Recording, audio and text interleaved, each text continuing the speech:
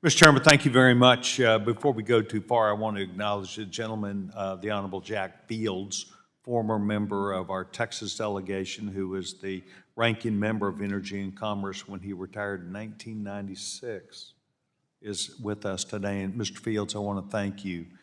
You've been a guardian of moving America forward for a long time, and I think as you watch what's going on and have since you've left, you've seen where the things that got developed also have a downside to them, an underbelly that we're speaking about today.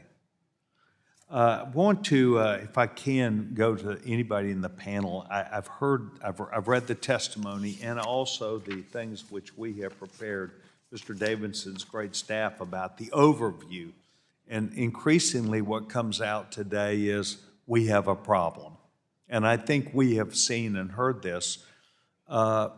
What has federal law enforcement done to mirror up to try and stop this? I know there are working groups. We heard there's a national elder fraud, a task force you're trying to gather together as an industry. What agency is the lead that you would look to? Anybody? I'll take a first stab at that, and thank you for your question, sir.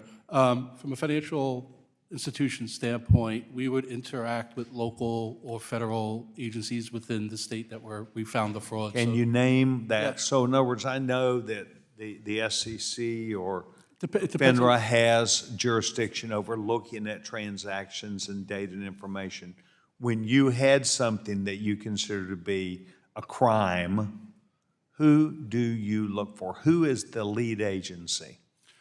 Again, thank you for your question. It depends on the fraud that we're seeing. So if we're seeing check or financial fraud, we would contact the Secret Service in some cases because they sit within the Department of Treasury and have that exposure. We're talking elder abuse, financial exploitation. We would reach out to APS and or the FBI or within the city or state that the crime's taken place. Have we, as members of Congress, through the law, made it clear to not just consumers, but really the industry about have we streamlined that? Do you know who to go to in a given circumstance? Thank you for the question. I think more can be done to streamline reporting and modernize it so that we can connect the dots from a one-off investigation to understanding that entire scheme so that we can actually increase recovery and restitution and make more victims whole. We've had spectacular seizures by U.S. government of cryptocurrency assets. Chainalysis has worked with governments around the world seizing over $12.6 billion worth of illicit crypto, but more needs to be done to upskill and train at the state and local level to ensure those departments that are the first line of response oftentimes for victims are well equipped to understand and act quickly to pursue these cases and seize those funds. Well, I'm well aware that many U.S. attorneys and other agencies within law enforcement want to look at minimums. It's not big enough for them until it gets to a certain stature. And I've heard testimony, which I believe is true, unless you go and plug a circumstance and challenge someone, they're going to continue these things. And I think that it's important that what the chairman is doing here, that we do pass this piece of legislation that I got on yesterday.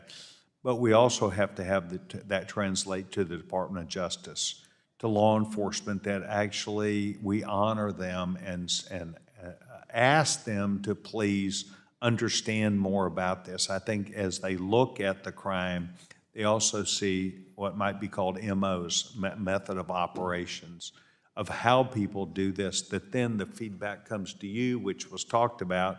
We fill out these reports and we don't hear anything back. We're not sure whether what we're providing is enough information, whether it was specific information. And I think some success stories would go a long way to do that. I think that I'd love to have this subcommittee delve into that angle of what we need to do better to incent law enforcement to want to do that, whether it's us paying attention or gathering things together. I want to thank you, Warren, for doing this hearing. I think it's most instructive about our job as members of Congress to warn people, in particular seniors. I yield back my time, Chairman.